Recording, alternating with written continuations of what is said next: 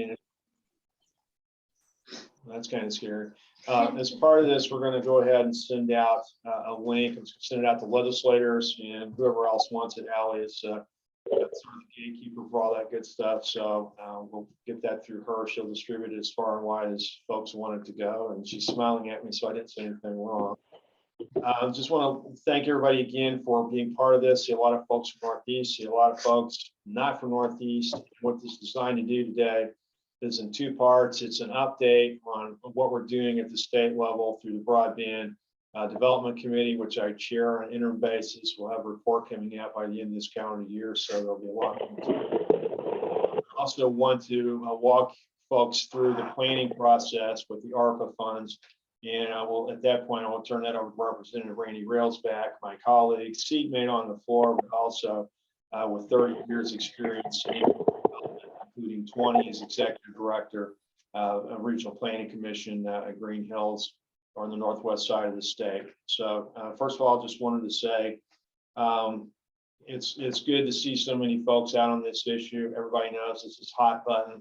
I want to say this as politely as I can. We get one chance to do this right. It's 2022, and that's it. End of story. If we don't get this right, shame on us. We've got a golden opportunity here to get these funds pushed out and make a huge difference for hundreds of thousands of Missouri residents who don't have broadband to speak of, or what they have is just insufficient for our needs for the 21st century. So first I wanted to do is update you on the Broadband Development Committee.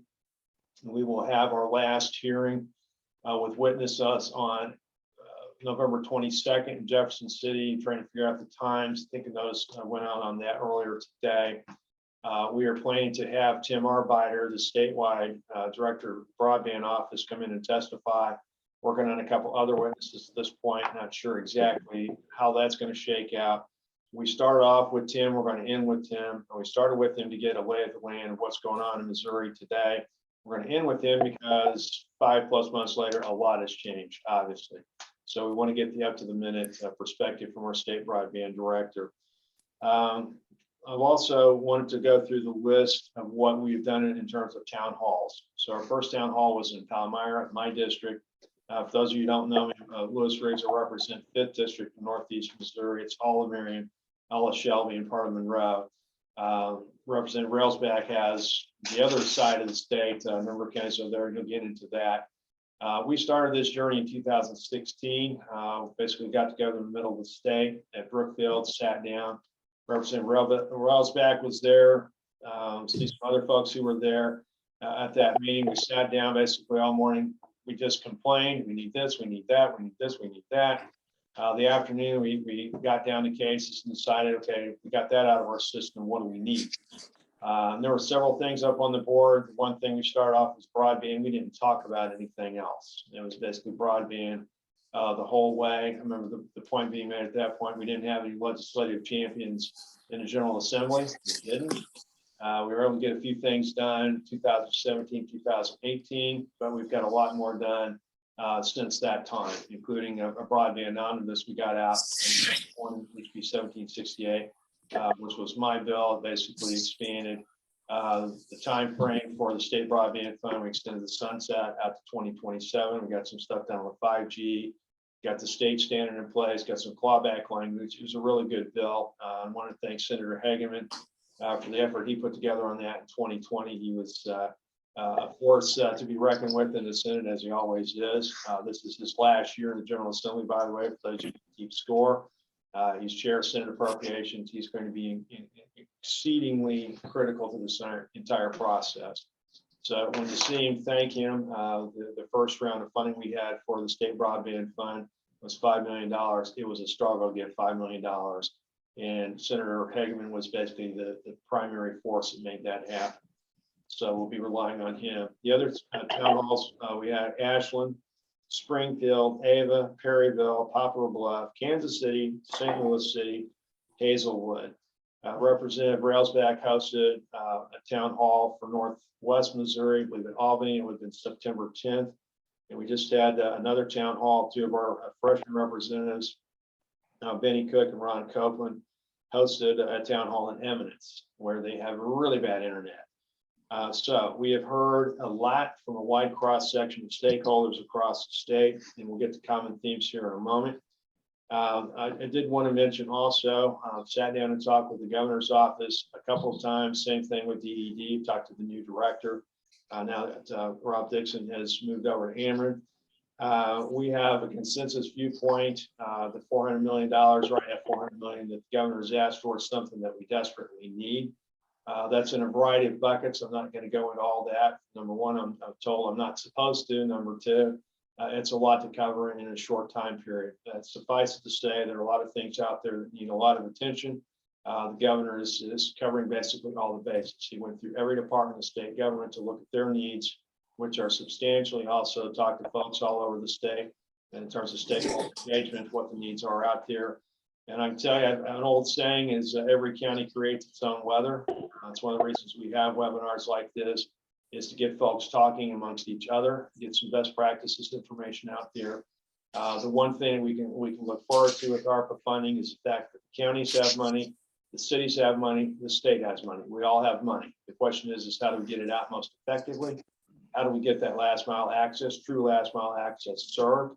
And what do we need to do at the statewide level to basically get out of the way so folks can do what they want to do, which is deploy broadband resources. So at this moment, we have a little over 400 million on the table. I've talked to folks in other states. Mississippi is going to plow $700 million into their co-ops. It's basically half of what they get as a state is going to the co-op system. Arkansas is looking at it from a workforce development perspective. They have 14 of their 17 co-ops who are getting into this in deadly earnest. No one state has the answer. There's no cookie cutter approach out there. There's no, this is it. Every state struggles through this the best they can with what they've got, because every state's different, because every area of every state is different. And that's one thing we found out from going around the state is everybody has similar problems, but they're not the same. And trying to do a cookie cutter approach just does not work. So we're looking at putting together a report, and we're going to look at the following subjects. Number one is access, which we all know is a problem. Number two is speed, which is another problem. Three is affordability, which affects rural and urban as well, basically in equal measure. We also look at digital literacy and inclusion, which means basically even though folks have the internet, they don't necessarily know how to use it. This applies to young people trying to get jobs online, not knowing how to put together an email address or upload a resume to Indeed. It also involves seniors who would like to do a Zoom visit with their doctor, but don't know how to operate the camera or the computer to get the Zoom to work. Accountability is something we're going to outlay a lot of money, a lot of different sources. What's the legislative oversight mechanism to deal with that? At this moment, we have some clawback language. We have some state standards that need to be changed. We need to do a lot more in terms of stakeholder engagement and accountability as legislators. Next would be online education. Everybody understands that. COVID laid bare most of the gaps in the state. In stark relief to what we thought was out there, we found out the hard way where the gaps really are, and they're all over the state. This applies to urban as well as rural. There were some suburban pockets as well that had a really bad experience with online education. Telehealth obviously is something we need to be looking at. Workforce development is another area.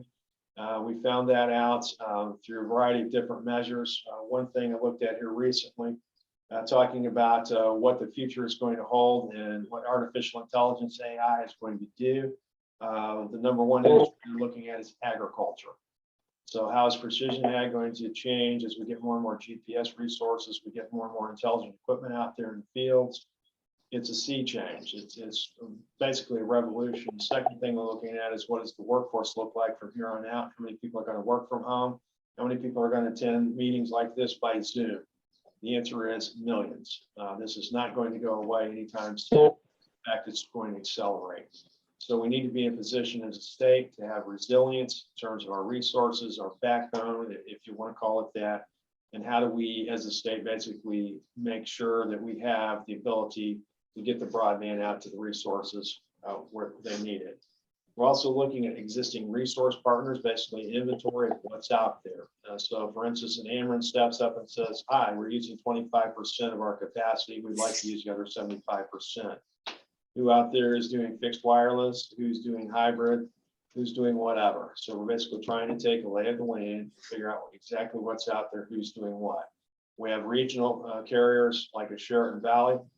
We have co-ops like a Rawls County. In my neck of the woods, they have similar business models, but they do it differently because they're different animals as far as the way they're incorporated. Then we'll look at what other states have done. I mentioned a couple other states already. A lot of states doing some innovative stuff we'd like to take a look at. We'll get at that. Also, finally, and this is what most of us are waiting for, is the recommendations. And I can address some of the recommendations at this moment. We're looking at consensus building around several things already. The first is move resources to the state broadband office, which at this moment is an office serve. That's one person, Tim Arbiter, DED, has told me they're looking at additional staffing for him now. As part of a supplemental process, we're going to actually need to address that. When it comes time for budgets, there'll be some new decision items from the governor's office, I understand, addressing that issue. He's done a great job, but he needs help, and everybody agrees on that. Emerging issue is with mapping. Everybody understands the FCC maps are trash. They're out of date when they're published. They're inaccurate. They tell lots of stories that just aren't quite true. We're going to be looking at state resources to solve that problem within our state. We have some really good exemplars out there working on it. That's just a question of which one do we choose and how do we incorporate that basically into the broadband office. Third is the aggressive deployment of the $400 million in ARPA funds. The problem with that, one reason I like talking to commissioners and mayors is we're going to have to wait until the second week of May to figure out exactly what that looks like. It's called the budget process. The governor has his numbers. House budget will do their number on it. Senate appropriations will do their number on it. They'll come together in May. We'll sit down and do conference, and we'll figure out exactly what ends up going where. And from that moment forward, it's up to the governor to decide whether or not he likes it or he doesn't. So this is a process. We got more than 6 months before we know exactly what that's going to look like. So the governor proposes, the legislature disposes. And that's just the way things work in Jefferson City. So 401 million today, who knows what that's going to be 6+ months from now. I don't, I'm not sure anybody else does, but at least we have a really good starting point that is substantial. Also, we're looking at need to increase publicity as far as the use of emergency broadband funds. FCC has made them available. The statewide take rate, as we understand, is 11%. National take rate, 16%. Also hearing from folks in DC that the FCC is going to make that permanent. What does that mean? It means carriers will be able to supplement what they get through federal funds. And it's something we're going to take a look at as far as how do we publicize that? What do we do from state resources to make sure people have at that? But apparently it's not going to go away anytime soon, which is a net positive for folks who just don't have it. And then another thing we're looking at is basically how do we keep this ball rolling? We've had a number of stakeholders mention it, that we need something that's more official than an interim committee. What form that takes, we don't know. One recommendation is to have a standalone broadband committee because broadband touches and concerns so many different areas of our life.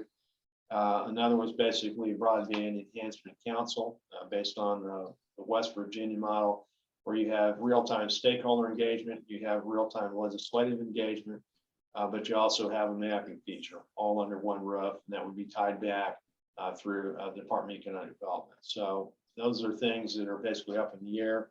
We've not decided on a committee yet on exactly what those will look like, but we will here by the end of this calendar year.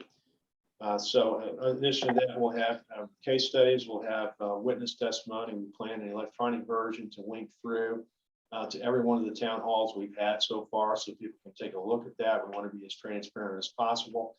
So that also gives us an idea or flavor of what's going on in different areas of the state, what the issues are there, and strategies that are people already using to meet the needs in those particular areas.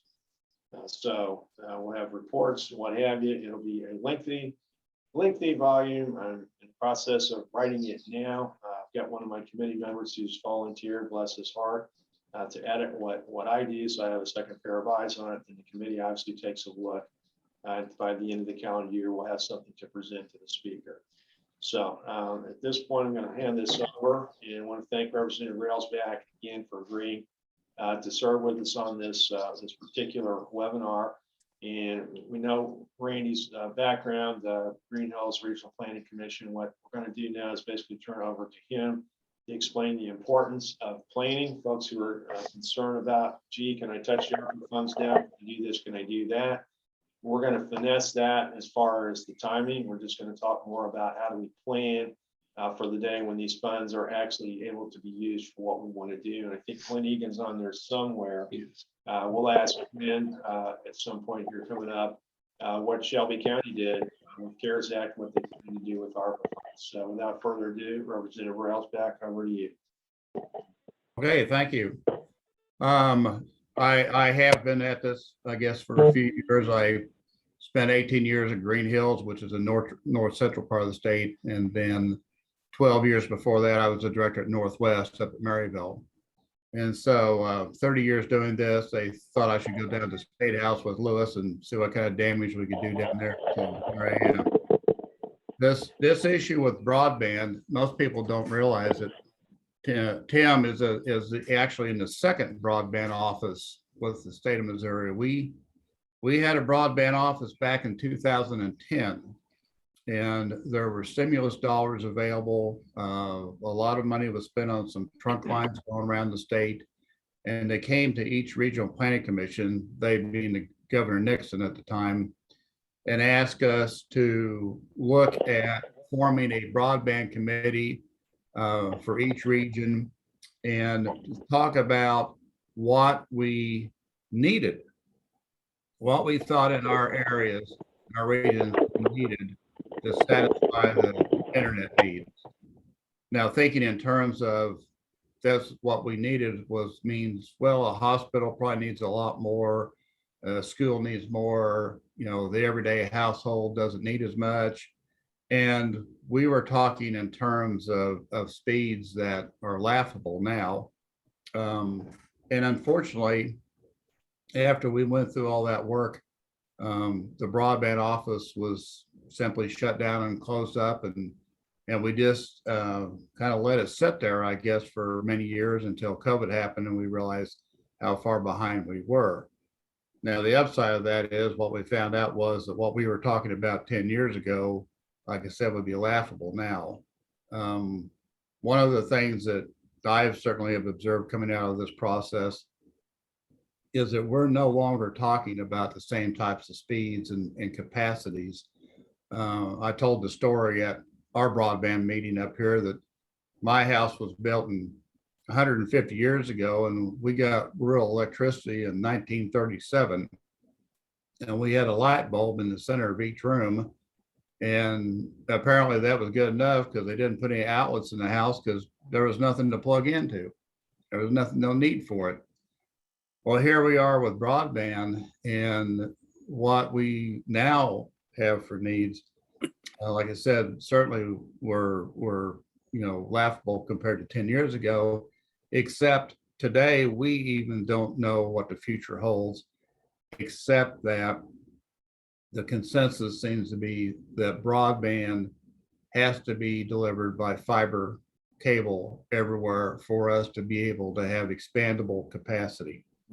That fiber is the only one sure way that whatever we hang on poles or we put underground, that it's expandable enough that in the future make it work.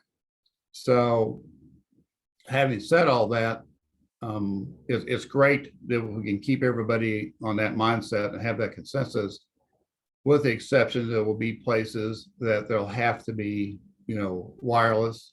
They'll have to be somewhat dependent on satellites. That's not a great alternative, but there's going to be places because of the terrain of the state that we may have to make exceptions. That's all part of the discovery process. But having said all that, I have to tell you the quick story about where I live, which is Hamilton. And many of you have heard about a little business we have here called Missouri Star Quilt that started 11 years ago with a mom and a dad and a son and a daughter selling quilt pieces and quilt kits out of a shop here in town. And then they got the idea of putting mom on YouTube and doing quilt lessons. And so it now has over 440 employees. They ship out thousands of packages every day all over the world. And they still are struggling getting enough broadband capacity. Luckily, we have a small mom and pop shop that's going to run in some fiber optic into town to serve them called Green Hills Telephone, that are a great bunch of people, and they're going to help try and get them the capacity they need. But that story, that simple story, could have happened in any town. That's the future of economic development. And that shows you how important it is that broadband and expandable broadband has to be our gold standard that we stick with in Missouri. Now, in the regional planning commissions, we cover the state. I obviously had to give up being a director when I became a state rep, but I'm still, of course, helping with them and want you to know that they do cover the state, and every one of them are there for you and have been in this game for some time.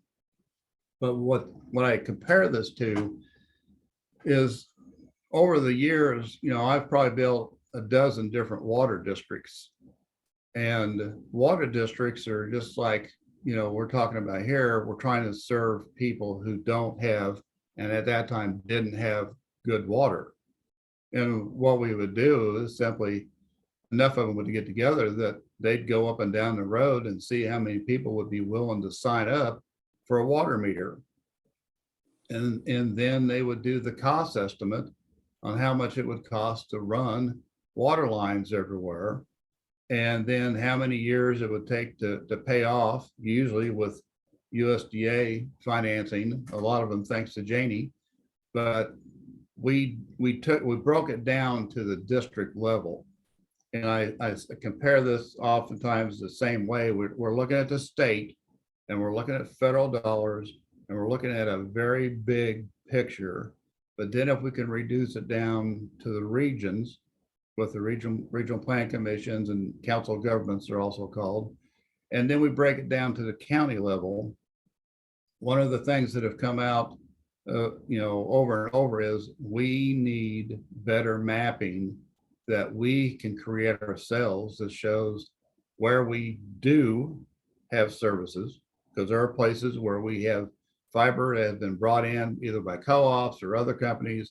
We do have towns that are in good shape, and we have places where there's nothing. We have places where there's plans for expansion, but we don't have that on maps right now that we can look at, and at the local level, even at the county level, can say, all right, here's where we need to focus with this money, and here's where we're already served. So I'm kind of simple-minded, and so it's easier for me to break things down into bite-sized pieces where I can say, one of the things we have to do in order to wrap our head around this is do the planning work to determine where we have services, where we don't have services, what would it cost, how would we deliver it. It's different in the south half of the state than it is the north half of the state. And we need to do that immediately, if not sooner. I know the regional planning commissions could help with a lot of that. They can certainly work with the partners. There's a lot of players out there, whether it's MoDOT, school districts, regional, electric co-ops. We have many partners out there that may have some unused infrastructure right now that could be available. I mentioned all the trunk lines that were put in back in 2010, 2012. Those are out there, and we don't even have a good inventory of where they are and if they're underutilized. So again, it's like connecting the dots. And I know we're all out there, and we know what we want, and that is everybody served. So there's going to be many ways of pulling that together. But again, I think if we break it down to on a regional level, we break it down to the county level, it also is going to help those at the local level understand maybe where they should put their money to help match some of this money, because it's going to take many players to pull this off. But the one thing I heard over and over was the commitments, especially by the electric co-ops, is to do exactly what we did back in the 30s. And that was if you needed and wanted electricity, the goal was to get it to everybody. We did the same thing with the telephone systems. And whether you're rural or not, maybe the urban areas had it sooner than we did. But in this day and age, the suburban areas have just as many problems as we do, because line of sight doesn't work for them when it comes to wireless. They've got their own problems, but we and the Regional Planning Commission basis understand that there's 17 of us that are rural. There's 2 of us that are urban, Kansas City and St. Louis. The rest of us are all rural Regional Planning Commission. Most of them are 6 counties, 7 counties. Mine was 11, but we can do this at the ground level and then compile that and have a better idea of what kind of investment we really need to make and where the future voids are that are going to remain unfilled if we don't pull together and fill them. So having said all that, I'm not speaking for them, but I'm bragging on them. And I've enjoyed working with Lewis on this committee. I'm one of the bystanders that stands out there and listens and takes notes. But like I said, I've been in this game for quite a while, and it just scares me to death to think what we may have done 10 years ago, thinking that we are really doing something, when in reality, here we are, 2022. And like Lewis said, this is our chance to do it right. And we're never going to get another chance like this again. And it all comes down to, 1, is fiber, and 2, everybody needs to be served. So having said all that, Lewis, I'll be glad to answer any questions.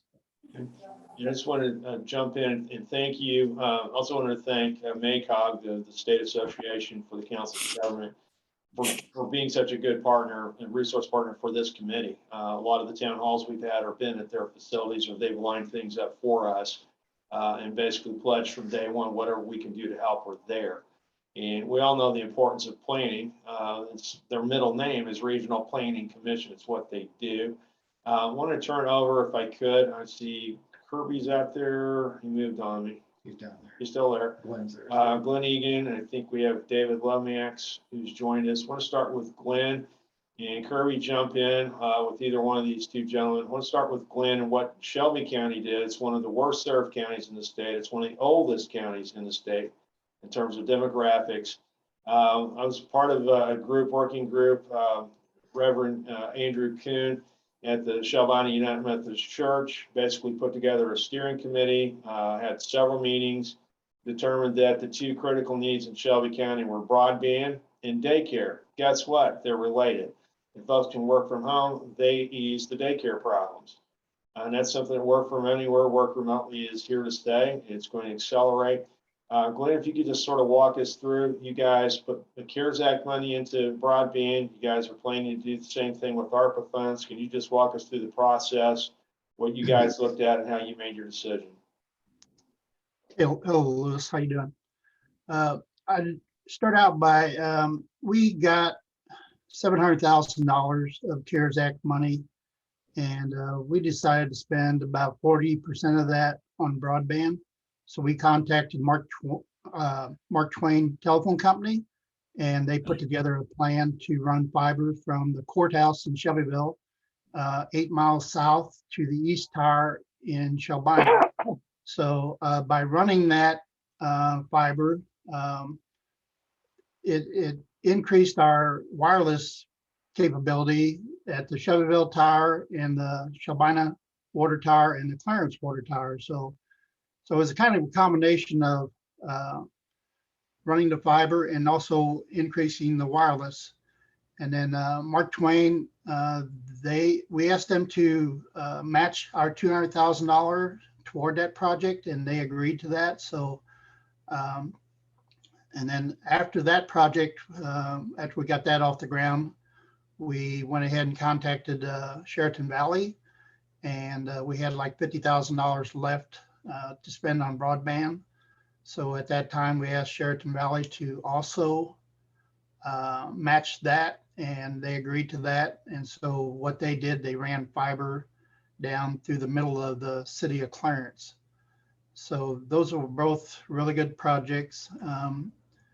With the Rescue Act money, we have received half, about 575,000 this year and the same amount next year. So we plan on spending probably in that same vicinity of 35 to 40% of that money to increase broadband throughout Shelby County. And hopefully we'll be able to do, most of that will be spent on fiber. And we're probably looking at increasing fiber access to the city of Clarence and Shelbina at this point. So that's kind of update what we're doing in Shelby County. Anybody have any questions? No, all I would add is that was we're very happy to participate in that, and we were able to connect a lot of customers through that. As far as funds go, that was nice funds for Clarence. And I'd like to also add, Representative Riggs, that Shelby County kind of broke the mold, right, and kind of opened it up. Right now, we're working with 5 or 6 other counties who are actively working on this with us right now. It's a tremendous thing that we've started here, and that we're very appreciative of. Almost can't keep up, but we'll get it all done. But we pulled them all together, and absolutely your word saying it's not illegal, you can do this, and county commissioners are jumping on, and it's really exciting what's happening right now. If I could just jump in between the two of you guys, and the nice thing about Shelby was they actually had a framework where people came together, they sat down, identified these issues, and there was a consensus already in that county pre-COVID that these are things we desperately need to do. And basically that was taken off the shelf, presented to the commissioners, and they acted on it. And Kirby, just wanted to thank you. I was able to sit down with your folks here, in the last 2 months. Trying to remember how many county commissioners were present, and you literally took us down to the house level. At the end of a gravel road, what have you, the real last mile access. We're able to sit there and look at that in real time and get an idea of exactly where things are, where they're not, and what the approximate cost would be to get there, as well as the timelines. And that was something that you guys had already brainstormed through that. You had answers. It was something where I think folks walked away a lot better educated than they were before. And it's one thing I want to make plain to everybody, on this call. Half the mystery is people don't know where it is. The other half of the mystery is they don't know where it isn't. And that's, two sides of the same coin. But having providers who are willing to step up and having plans out there where folks are ready literally to sit down and talk with providers is half the battle. And that's something that Shelby County was in a position to do that. And David, I see you're there. Can you hear us? And you guys have been through this more recently. Hi, sir.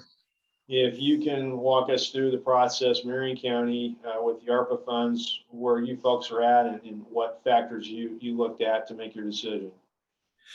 Marion County has several providers, CenturyLink providing phone service, West Quincy Taylor, Monroe City, Palmyra, Mark Twain coming in from the Northwest, Maywood, Ewing, Philadelphia. And Sheridan Valley had already come in and started laying conduit most through town and out between Palmyra and Hannibal. Then there's also Charter Internet in Hannibal, which I think is cable and not fiber. But we looked at what's it going to take to get the most bang for the buck with the ARP money that we have. And we asked Mark Twain, are you interested in coming down this direction? And they are running a fiber line down to Taylor to down 6 to Highway 61. Whether they continue on past that, I am not certain. There's a lot of wireless access with Adams in the West Quincy area. They've got a good sized tower with a lot of capability in Quincy, and a lot of places in West Quincy are now shooting off their radio signal onto the Illinois side. we had Sheridan Valley come in and say, okay, what's it going to take to build out rural Marion County? And that's every place that Mark Twain is not going and every place that Charter is not going. And they came back and said, well, it's going to take about 4 million to build up around the city of Palmyra. It'll take about 4 million to build up the rest to run the backbone, as you called it, last mile access into the rural areas. And whatever you want to put into it. And they ran it by their management and said, okay, we'll do it. So we're going to start with everything that's outside the city limits of Palmyra, more or less. And they had some grant possibilities for because of BASF down to the east of Palmyra, they had some possibility of some grant access going that direction. And so we're going to concentrate mostly on going west to where every place Mark Twain is not, and take it up until it abuts up against wherever their service is, and try to get the most bang for the buck. And just curious, I mean, we're talking last mile access. So part of the package there is, it's not inside the city limits of Palmyra. It's not inside the city limits of Hannibal. Correct me if I'm wrong. My understanding was this is the real last mile access that we talk a lot about, but we don't do enough about. Is that correct? That is correct. And Sea Valley has also run out. Part of that is already run out south of Palmyra. The old, Main Street, old 61, down 61, I believe they picked up side and strickers, and down toward Withers Mill are already in service. And I'm not sure how much they've got built out in Palmyra already. None. Okay. We're Representative Riggs, we're currently building a northwest corner of Palmyra, and you're absolutely right. What we're proposing is the last mile fiber connection to the rural areas around Palmyra that will be fed all the way back into a central location in the city of Palmyra. We put in a central office location right there in town. When we build the rural, we'll build out the rest of Palmyra as well as we move that out. We build from the central out and then connect every home in the rural to the central point. Okay. Thank you. I'm just going to take it a little bit to a different direction. I was able to sit down within the last 2 weeks with some FFA kids from Paris High School. Paris is not in my district. I have part of Monroe County. I don't have that part. They came over basically to sit down and run through a presentation they were going to make at the FFA conference in Indianapolis. And it was about broadband. So I surveyed, and by the way, that's the #1 chapter in the entire United States. 8,600 chapters, #1 FFA chapter in the entire country is Paris High School, Paris, Missouri, Monroe County. So 8 young ladies, asked them all, how many of y'all are coming back if you don't have good broadband access? 2 of them basically, it's, yeah, this is home, I'm coming back, come what may. The rest were not so much. We need this. One in particular wants to run her own business at her own place and has a plan to do that. Can't do it without good broadband access. And I've talked to people in my district living on, we're not talking letter black house, we're talking state routes. You don't have enough access literally to take a PayPal payment over their computer. And they're still out there doing the whatever circuit on the weekends and going out and presenting here and presenting there. They would love to work from home. They'd love to be able to keep the kids at home, but they don't have that access, and that's just not an option for them. So talking to these young people, and I know lots of us do it, I think every rural representative got the same phone call or series of phone calls. Hi, my son, my daughter is sitting at the high school or the middle school or whatever school parking lot. They won't let us in to use the bathroom. We're sitting here literally trying to upload our assignment so it's in on time. And they're pulling their hair out. It's a Wi-Fi hotspot. Another issue we've run into around the state is we've got lots of hotspots out there. They don't have enough cell phone signal to activate the hotspot, which means the tablet they just gave that kid to take home and do their homework is worthless. So this is something that we have run across all over the state. It's been an issue. I've heard from superintendents all over creation. And if we've got any superintendents out there today, I'd love to hear from you about what your experiences are. But it's something that's a common theme. Online education is here to stay. We actually put it in the statute to do virtual education before COVID based on snow days. We've had some really rough weather, some winters. I've taught spring semester where we've missed 5 and 6, 7 instruction days. We had some school districts missing 14, 15 days. That's basically, several weeks of instruction down the toilet. We also know from looking at the test scores from the class of 2020 that they went down dramatically due to problems with online education. Folks who simply could not log in, the folks who could log in and got kicked off. I've talked to my own students who've had problems with online education, taking quizzes that are timed. They log in, the internet goes south. We had one recently, a storm basically swept through and knocked everything out for a while. They have to close that test, so I have to go back in manually, reopen the quiz, let these folks take it. It's a problem everywhere. And that's something that it's not going to go away. It's only going to accelerate. And I want to mention too, we had a provider, and Kirby, you can address this, said so far the record for the most smart conveniences, appliances, whatever in their house was 27. But I've asked all the other providers, what's the average? Well, right now, IoT, Internet of Things, the average now is 7 devices in every home has some intelligent component to it. That may be your Ring doorbell. It may be that little thing that runs around on the carpet eating dust, but they're out there. So 7 today will be 10 tomorrow. It'll be 12 to 15 the year after that. Pretty soon 27. To Randy's point earlier about we're talking 10.1 is revolutionary. 10.1 is chump change now. That's underserved, or it's actually unserved according to the state standard. So as this thing accelerates, we're going to need more and more broadband internet. There's also consensus we need to change the state standard. It's now 25.3. Obviously, that's going to have to go up. The Fed guidance so far, they recommend this round 100 if they can get it, 120 if you can't.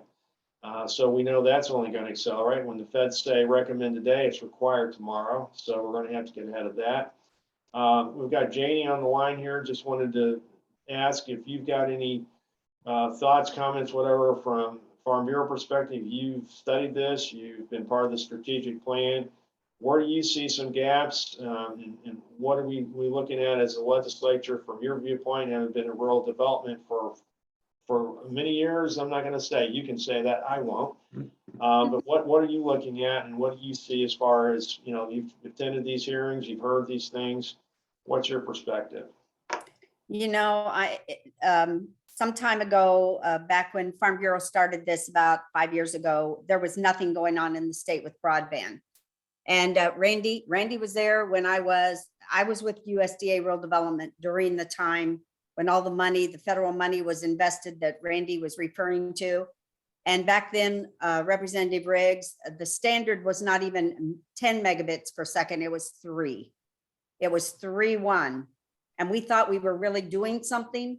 And from experience, I can say Missouri was one of the top states that received the majority of funding during that stimulus period when money was being injected. We had the top 2 broadband projects in the nation, in the state of Missouri, and we were celebrating. And guess what? Those projects now and those investments have had to be redone. And my biggest concern, coming from my maturity and age and being around a little bit longer, is that this is a critical time. And I guess what I'm going to say, it's not going to always be popular, what I'm going to say and where this needs to go, because right now, the mentality, whether it's federal or even with some in the state, is that everybody needs to get something. And I'm going to tell you, something doesn't mean that it's going to be adequate. And I think we've got to be extremely, extremely cautious about that. Randy, I appreciate your fiber. I know that Representative Riggs is big on fiber. Right now, there is no technology that's going to take it future-proof like fiber is. Maybe it will be here and maybe it's coming, but until then, I cannot imagine us spending big bucks on some of the methods that we're seeing right now. I said this before, we've got lots of money that was funded into Missouri from CAF2, from our Connect America Fund. That was 3 years ago. There still has not been a lot of things done in some of the awardees. We got quite a bit of money from the RDOF funds. A large portion of that went to satellites. I live in the cusp on the edge of Columbia, and my only option is satellite. And I'm just going to tell you, it's big bucks and it does not work. So my philosophy is if it's not adequate, if dependable, if it's not reasonable in price, and if it's not at speeds that we can afford, that does everything we need it to do, then we don't have broadband. We don't have what we need. And I would beg that the problem here is when we put in electricity, you put in a line. We regulate it with the amount of lighting that we have in our house, Randy, like you said, whether we have outlets to plug in things or whether you've got one. Broadband, everybody's needs on this call may be different, but if we don't build for that expansion and who's going to be there at some point in time, we're going to waste this money. And so I'm really big on having the right kind of technology. I'm really big on the fact that even though I want everybody in this state to have it, we've got to make sure that they have what they need, not just so somebody can mark a little notch beside something and say we provided broadband. Maybe we have, but if it's at speeds or it's not consistent or it goes out every time we turn around, then I still can't do my business at home. So, Louis, we're big on accountability. If you're going to give money, this much money to somebody, we want to make sure they do what they say they're going to do. That's been my mantra from day one. If they say they're going to do this, then that's what they should do. I do think speeds are going to have to be increased. As I said, we thought 3 at that time was amazing. Now we're getting up to larger speeds. And I also want to bring in, we're in a state where agriculture is the #1 business in the state. It's our notoriety, so to speak. Right now, it's our farmers and ranchers out there who are trying to implement precision ag so that they can produce more, so they can take care of our earth and make sure our environment is taken care of and keep it at speeds that they keep it at costs that they can deal with. They are the ones that are suffering right now. And that is the one area where we have no knowledge whatsoever of what they have and the capacity they have and what they don't have.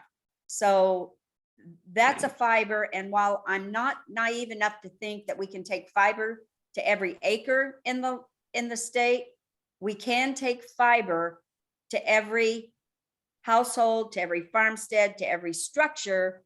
And then, yes, we are going to have to figure out what those other technologies are to get it to the acres so that our farmers and ranchers can do what they need to do. So everything, Representative Riggs, you rattled off at the beginning about speed and affordability and accountability.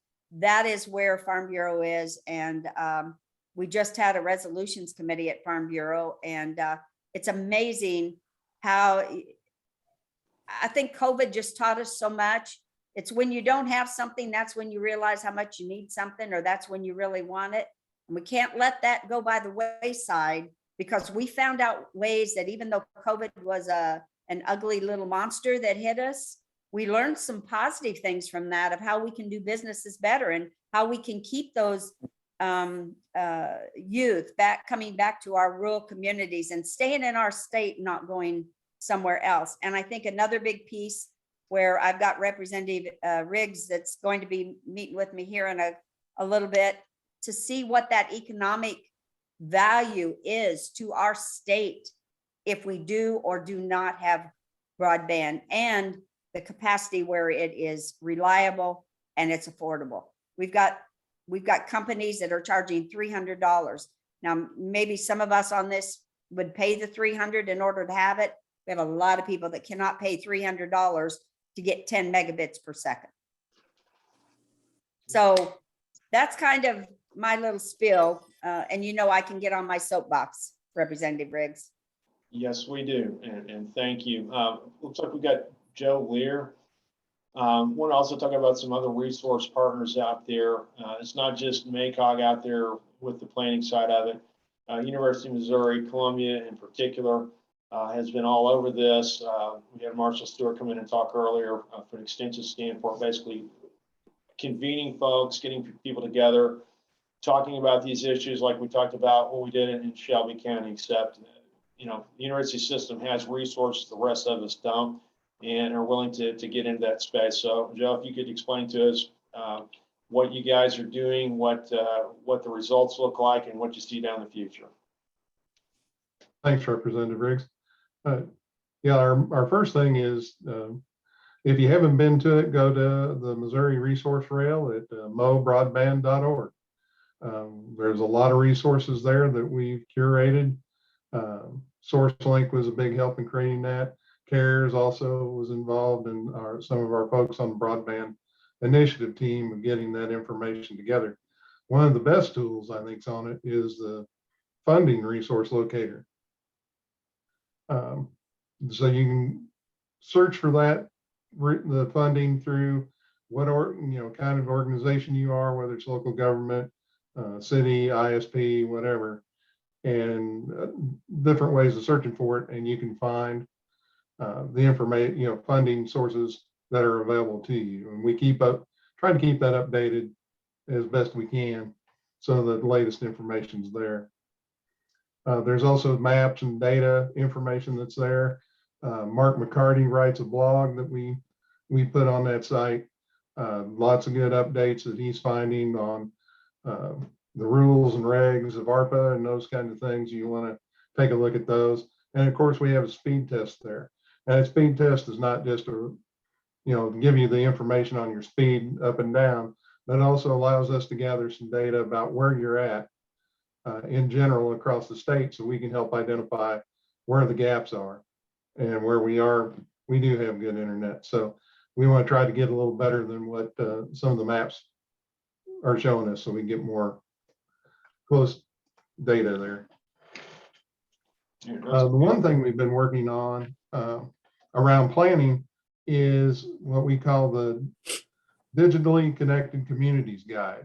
So what that is an interactive online guide along with some facilitation from University of Missouri Extension faculty in the field that can help communities work through gather information at the local level by surveys, just inventories, and talking with ISPs, and start to create an outline of what information and what's resources that a community has, both in people, time, equipment, and those kinds of things. So we want to, at the end of this, come up with a plan that we can recommend to local government or that community can, that talks about how best to work with the private entities of ISPs along with nonprofits and local government to move broadband forward, whether it's infrastructure, affordability, accessibility, or even equity. So if you need to address all those, the plan can be inclusive of that, or if there's just one particular item that you see, the communities can do that. And the communities can be as large as you want them to be. They can be regional. They can be as small as a neighborhood. So it's where you have issues and where you can find a group of community members that want to act. So this is a community-driven project. It's not something the university comes out and says, with the university, we're here to help you. We're here to assist you, but you all will direct, as community members, will direct how that plan gets laid out and made. We just provide the tools to help people get there. Mark, did I miss anything? No, I don't think so. One of the things that my career, my background has been in public-private partnerships, and I think that this is a problem that is only going to be solved with private and public folks acting together. It's been interesting listening to everyone talk. I think there's finally a recognition of what the problem is, and I think there's a recognition of key aspects of the solution. So our hope is that through the guide and through the other tools that we have on the website, that we can be a resource. That's what University of Missouri is about, and that's what Extension is about. We have a few communities that are working with us now. The 5 counties of the Northwest Regional Council of Governments is working with us. Also Lafayette County is planning on using the guide, but it sounds like some of you've already, kind of implemented the steps in the plan. So it's great to hear that, that everybody's moving forward and making some progress in the area. So that's good news. And the nice thing about this guide is if you've already got some of this information, you don't have to start at the beginning. You can start where you have the information. So it's a little flexible. There are some of the tools that are out on the Missouri Resource Rail, but there are some that only come through the facilitated part of the guide, which we've trained 17 of our extension faculty across the state to help work with communities and go through the steps of the guide and create the plan. Thank you. Terry, you had something you had put up basically on the chat feature. Would you walk us through what you had? I just wanted to touch base as a school superintendent that Rawls County, they have definitely prioritized the fiber expansion with the CARES money. The commissioners have definitely, had their eye on the importance of that. Rawls Tech in our county, we already had pretty good coverage whenever the COVID closure happened with our school district. We had over 90% of our students had reliable internet. We were one of the fortunate ones whenever I reached out to other superintendents. So, we know the importance of it. We're not at 100%, but I am enjoying the conversation, and I know that it is the only way that we will be able to encourage our students to come back to this small rural area is if they can lead a full life. And that's when, and to Janie's point earlier, Rawls County was one of the few out there that they were shovel ready. Mm-hmm. And they've been deploying broadband aggressively ever since. I think they got away from fixed wireless 2-3 years ago and switched out their systems to do upgrades 2 times I'm aware of. And they're pushing out a gig symmetrical. The one county in Northeast Missouri that's actually seen significant population growth the last 10 years is Rawls County. Uh-huh. There's a cause and effect of that. They're actually talking about lowering some property taxes because the receipts have been so much higher. And it's basically that self-fulfilling prophecy. If you install it, they will come. They're coming. And that's one of those success stories we hear a little bit about, but we need to hear a lot more. I think we had Tracy Graham. Tracy, you still there? Audrain County? Yes, thank you, Representative Riggs. I was going to wait until everybody was done. Can I say a few words? Do you mind? Okay. Okay, so like Representative Riggs said, I'm commissioner in Audrain County, and we have worked with Rawls County. I just listening to the conversation, I have a lot of notes here, and I'm just going to try to hit a couple of highlights here. So we actually, and I know there's a representative from Spectrum here, we actually got 6 different providers in one room to go over coverages of Audrain County. Now, most people looked at us like we had horns growing out of our head, thinking we'd be able to get anybody in the room that are competitors, but they all came together. We shared information. We did not divulge any kind of confidential expansions for anybody, and it really worked. So we really have a true understanding in Audrain County. So that was one step that we took. forward. And it really seems to help to identify where there are coverages and where there isn't. So I also wanted to plug a committee that's just been formed for Missouri Association of Counties. And I see Joe's on. He's one of our members of the IT Broadband Committee. So I'm going to put my contact information in the chat. So anybody that has any input that they would like us to take to Missouri Association of Counties to help Representative Riggs with the push to find funding, resources, the association is really wanting to get behind this. So any help that we can get with our committee would be very much appreciated. I also wanted to mention that Audrain County is pretty heavily involved in the National Association of Counties. I actually sit on the executive board of 8-member board of National Association of Counties and also on the 2 different technology committees. The Telecommunications and Technology Committee is actually a policy committee, and we develop policies and push that to Washington legislation to push on up the chain to help find funding. We've had direct meetings with FCC to evaluate how they plan on moving forward with mapping and how to revamp that whole structure of how they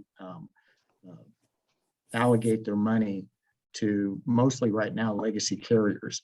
So we're trying very hard at the national level to break that mold of FCC, and we're actually having some good progress.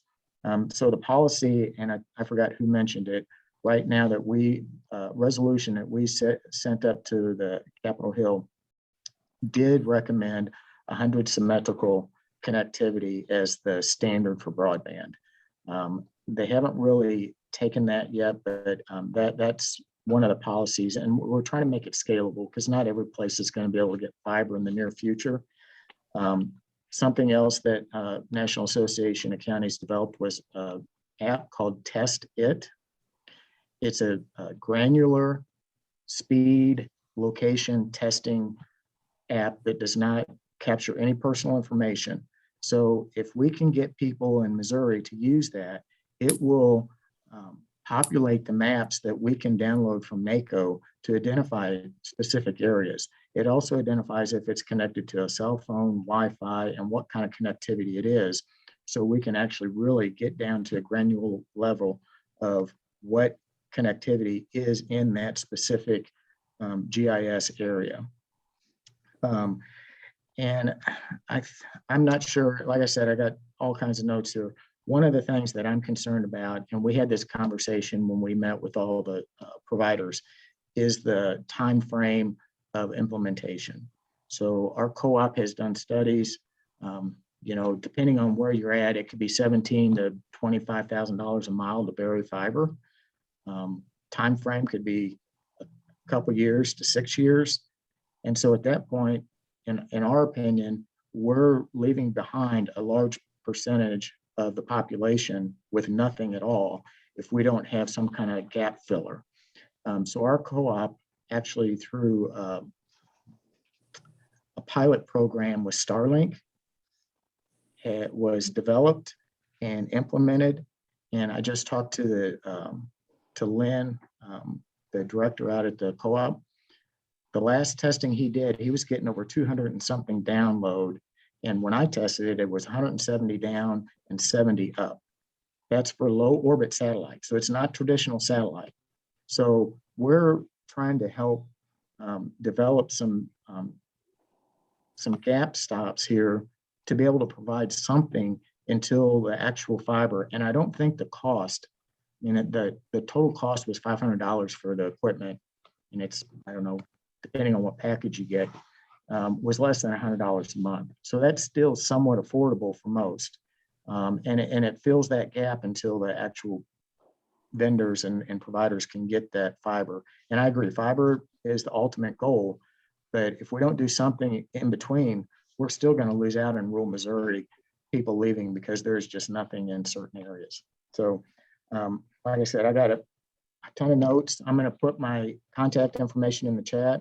I appreciate Representative Riggs for the invitation, and I would like to continue to be on these district calls if you do this on a regular basis, because there are a lot of things that I hear from the national level that might pertain to, even if it's just one person or one county. I think it would be a great opportunity for people to use me as the resource, so I can take it both ways, give it to Missouri and also take it back to Washington and tell them what's going on. Because there's a lot of other states and counties that have done some really tremendous things with especially the ARPA money, because there's just more there. So that's all I have, unless anybody has questions. Sorry for putting us up past the hour. And again, thank you for letting me have a few words. Sure helps. While you're putting your information, it made me think, if everyone wouldn't mind just to quickly put their name and email in, just to make sure all of this group is in on future communication and does receive a recording. I know we have a really great list of people that we communicate with, but I certainly wouldn't want to miss anyone in this group as we communicate some of our next steps and send out the minutes and things like that. So if you wouldn't mind, just take a moment to put your name and email address. I know I have several, but don't want to miss anybody.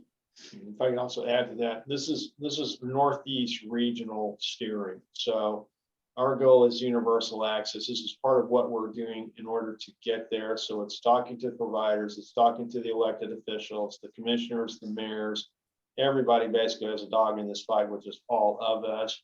And what I'd really like to do, through the Association of Counties, whatever association out there, encourage other regions. I've been to town halls where I thought Southeast, I think is just about there, where folks are getting together in groups like this to basically say, hey, we need to do something a little closer to home. I think Wiley Hibbert put it as well as anybody, his testimony in front of us here about why did you do what you did with the CARES Act funds? And he said, we're not waiting around for somebody to tell us what to do in Jefferson City or Washington, D.C. And he's right. This is something where we can make a difference immediately at the county level, at the city level. The planning part of that, I understand it. Folks are gun shy about dispersing funds because they're afraid the feds are going to come in like a herd of elephants and trample them underfoot. I get that. What I don't get is the lack of planning. That's not a contract. It's something that it's an expandable document. It's a contractable document. You don't have to literally etch this thing in stone, but you do need to have a plan.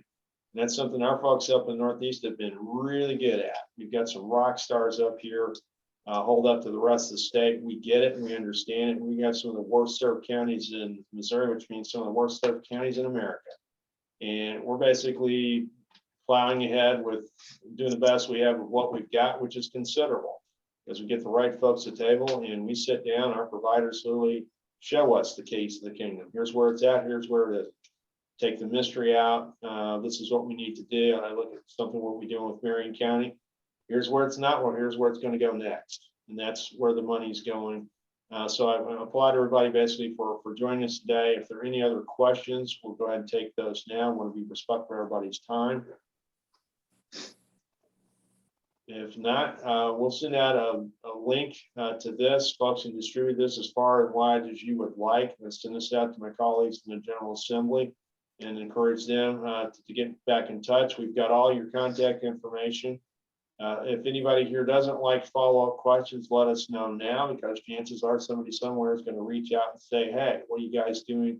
How do we get this done? Because everybody wants this in 2022. And I think that's the other consensus is this is the year. Moving forward, this is the year we've got to get this thing done. So I want to thank everybody again for joining us. We look forward to talking to you later on down the line. Next one of these we do, we'll send out a notice. And again, appreciate your willingness to share, as well as your willingness to step up and help solve this problem. Seeing this kind of representation is really encouraging. And I think, the kind of buy-in we've got, the kind of folks we've got, moving this ball forward, we're going to get there a lot sooner rather than later. So again, thank you everybody for joining. Hey, Kirby, what's your availability of materials like? Still, supply chain still pretty decent? That's a great question. Actually, I didn't want to take up any more time. I was typing up an email to Representative Riggs right now. We have a vendor in the house today. It's 52 weeks out, but we have all of our material for 2022. We're ordering for 2023. Outstanding. Yep. That was one. I was just typing an email to you, Representative Riggs. I didn't want to take anybody else's time. It is materials will be a problem. next year. In 2024, I'll be here in the planning cycle before we know it too. And that's the other side of it. The supply delays, construction delays. 2024 is here before we know, almost into 2022 now. So again, that's something folks need to be acutely aware of. And I know our providers are all over that for obvious reasons. They're the ones out there doing it every single day. So again, want to thank you. We'll tee this up here in the not too distant future. Thank you again for participating today. Thank you.